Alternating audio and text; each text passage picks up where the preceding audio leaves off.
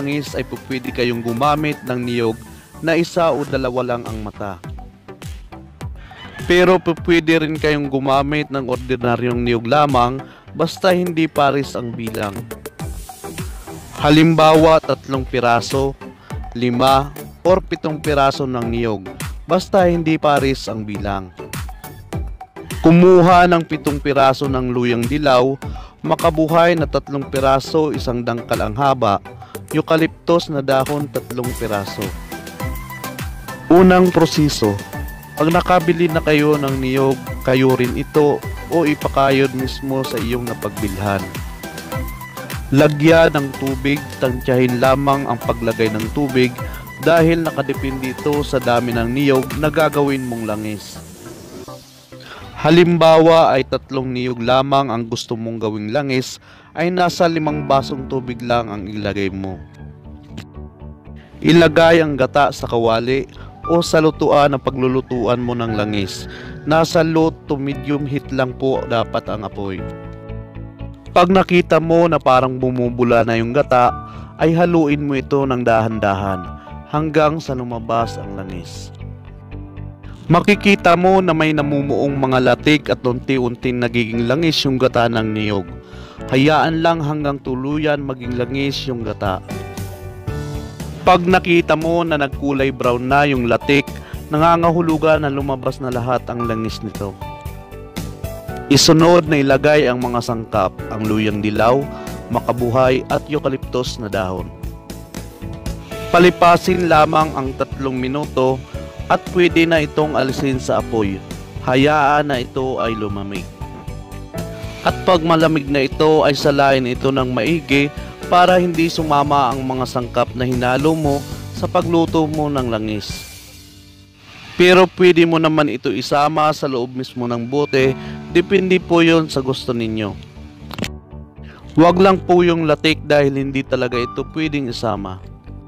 Ang paggawa ng sagradong langis ay mas mainam sa araw ng Biyernes, lalo na sa araw ng Biyernes Santo. Ang sagradong langis ay magagamit ninyo sa lahat ng uri ng sakit, simula ulo hanggang talampakan. Pwede panghilot at sa mga sugat na hindi kaagad gumagaling. Pwede rin panggamot sa kulam, i-cross lamang ang langis na ito sa noo ng taong kinukuha. Pwede rin itong gamitin sa pagtatawas sa mga taong marunong na sa pagtatawas na ang gamit ay kandila, langis at plato. Sa mga hindi pa po marunong magtawas at gustong matuto, mag-comment lang po kayo sa ibaba ng video nito. At gagawa po ako ng video kung paano matuto ng pagtatawas at iba't ibang paraan ng pagtatawas. Isunod naman natin kung paano ang pagbuhay ng mga kagamitan o gamit sa panggagamot. Ituturo ko po sa inyo ang pagkukonsagra ng mga gamit. Mas mainam kung tapos ka na magdebosyon ng 49 days kung ikaw ay lalaki at 48 days naman kung ikaw ay babae. Panoorin sa video ko ang tamang pagdedebosyon. Iba-iba ang pamamaraan na ginagamit sa pagbubuhay ng mga gamit o pagkukonsagra. Depende ito sa itinuro o napag-aralan. Ang pamamaraang ituturo ko sa inyo ay siya kung mismong ginagamit sa pagkukonsagra ko ng aking sariling mga gamit. Gusto ko po ito ipamahagi sa lahat para makabuhay din kayo ng sarili ninyong mga gamit. Ang konsagrasyon na ituturo ko sa inyo ay konsagra para sa lahat ng inyong kagamitan, tulad ng medalyon, talisman, librito, tsaliko, langis at kandila na gusto ninyong buhayin. Ang konsagrasyon na ituturo ko sa inyo ay konsagrasyong espiritual, kaya mabisa po ito. Pamilin. Lagi lang po ninyong tatandaan na huwag po itong gagamitin sa masamang gawain. Ito ay gamit para sa panggagamot at depensa lamang sa sarili at mismo sa iyong pamilya. Bago mo isagawa ang pagkukonsagra ay kailangan na nakaligo ka na muna at kailangan walang bumabagabag sa iyong isipan para makapokus ka sa pagkukonsagra. At mas mainam kung sa araw ng Biyernes mo gagawin ang konsagrasyon o araw mismo ng Biyernes Santo.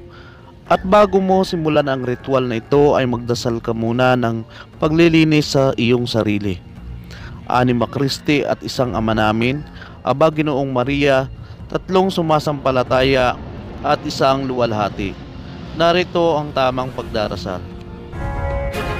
Anima Christi Santissima, Sanctificami Corpus Christi, Sacratissimum Salvame, Sanguis Christi, Pretiosissime Inebrame, Aqua Lateris Christi, Purissima Mundame, Sudor Vultus Christi, Piissima Confortami, Obone Jesus, Custodimi, Intra Vulnera Tua, Abscondimi, Non Fermitas Mi Separari Addi, Ab Hosti Maligno Defendimi, In Hora Mortes Mia Vocami, Et iubi mi venere adde, et ponimi justate et cum angeles et archangeles, tuis ludem te per infinita in saecula saeculorum. Amen.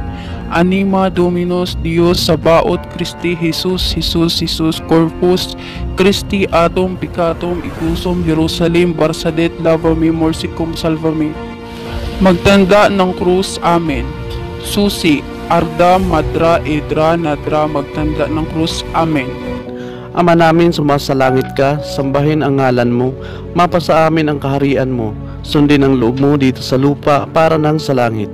Bigyan mo kami ngayon ng aming kakanin sa araw-araw at patawarin mo kami sa aming mga sala para ng pagpapatawad namin sa mga nagkakasala sa amin.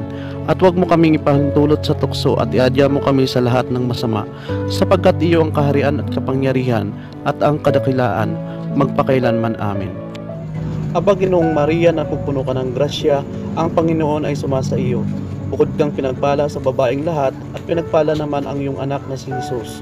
Santa Maria, Ina ng Diyos, ipanalangin mo kaming makasalanan, ngayon at kung kami mamamatay. Amen. Sumasampalataya ako sa Diyos Amang makapangyarihan sa lahat, na may gawa ng langit at lupa.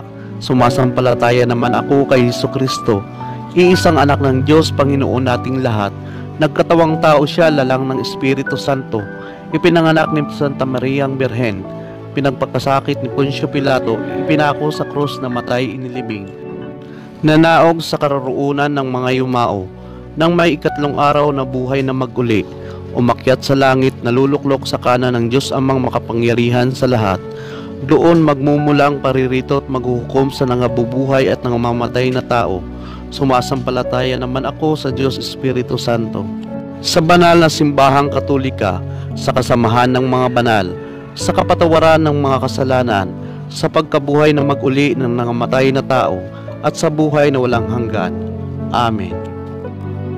Sumasampalataya ako sa Diyos Amang makapangyarihan sa lahat, na may gawa ng langit at lupa. Sumasampalataya naman ako kay Jesucristo, iisang anak ng Diyos, Panginoon nating lahat. Nagkatawang tao siya, lalang ng Espiritu Santo, ipinanganak ni Santa Mariang Birhen, pinagpagkasakit ni Poncio Pilato, ipinako sa krus na matay inilibing. Nanaog sa karoroonan ng mga yumao, nang may ikatlong araw na buhay na maguli, umakyat sa langit, naluluklok sa kanan ng Diyos Amang makapangyarihan sa lahat. Doon magmumulang paririto at maghuhukom sa nangabubuhay at nangamamatay na tao. Sumasampalataya naman ako sa Diyos Espiritu Santo, sa banal na simbahang Katolika, sa kasamahan ng mga banal, sa kapatawaran ng mga kasalanan, sa pagkabuhay na maguli ng nangamatay na tao, at sa buhay na walang hanggan. Amen. Sumasampalataya ako sa Diyos Amang makapangyarihan sa lahat, na may gawa ng langit at lupa. Sumasampalataya naman ako kay Jesucristo, iisang anak ng Diyos, Panginoon nating lahat.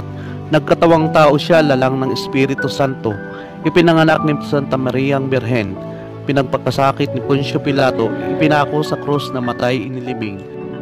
Nanaog sa karoroonan ng mga yumao, nang may ikatlong araw na buhay na maguli, umakyat sa langit, naluluklok sa kanan ng Diyos Amang makapangyarihan sa lahat. Doon magmumulang paririto at maghuhukom sa nangabubuhay at nangamamatay na tao. Sumasampalataya naman ako sa Diyos Espiritu Santo, sa banal na simbahang Katolika, sa kasamahan ng mga banal, sa kapatawaran ng mga kasalanan, sa pagkabuhay na maguli ng nangamatay na tao, at sa buhay na walang hanggan. Amen. luwalhati sa Ama at sa Anak at sa Espiritu Santo, kapara noong unang-una, ngayon, magpakailanman, at magpasawalang hanggan. Amen. At bago mo simulan ang konsekrasyon at pagbinyag sa harap ng altar, ay ilagay mo muna ang mga sumusunod. 3 kandilang perdon, o kahit 3 ordinaryong kandila lamang. Kailangan ay puti ang kulay ng kandilang gagamitin. 1 basong tubig ulan, ito ay ang unang ulan sa buwan ng Mayo. Kung wala naman ito, ay kahit na natural lamang na tubig ay pwede rin. Sumunod ay batuara. Ang batuara ay ang bato na katulad ng isang marmol na pinagpapatungan ng kalis sa pagmimisa ng pari. Pero kung wala kayo nito ay pwede rin. Lahat po ng gagamitin ay dapat nakalatag sa lamesa. Panimula ng konsagrasyon sa mga gamit. Dasalin ng mataimtim ang mga orasyon. Te ihitor, Clementes me, Pater per hisum Christum filium tuum Dominum nostrum supple, sis rugamos ac pitimus iute, accepta habeas et benedictas, Domini Dios mios entes spirabit competitor tise, Domini in toto, corde mio, kimad mudum damahe, lumik gabal pansia bipuas, miobod, lamidok, baldak, aniriton, metatron. At isunod ang pagbuhay sa mga gamit. Haik duna, haik munira, haik santa, sakripisya, ilibata, alsasis latores aram aradam adradam, proo isiri, abi abiok, abiik, abiika, karmar, akukwa ahuhay, ju haok abahikaak. At pagkatapos isunod naman ang pagbibinyag sa mga gamit. Igo ti baptize iliap makmamita maim pumaim, pudirom Christum Pater filium, verbum spiritum omnipotentem, pactinit igo igules hub tilabat. Birabatis tarampantal palasak di angkat talinom, pero kam mayam darom pilixobitum burum nixerd. In nomine Patris et Filii Spiritus Sancti. Kayo'y binibinyagan ko na maging magaling sa barilan, patalim at sa lahat ng bagay. Ito po ay inyong sasambitin o uusalin ng 3 beses na sabay wisik ng tubig. Habang winiwisikan ng tubig ang mga gamit ay sinasabayan ng salitang In nomine Patris et Filii et Spiritus Sancti.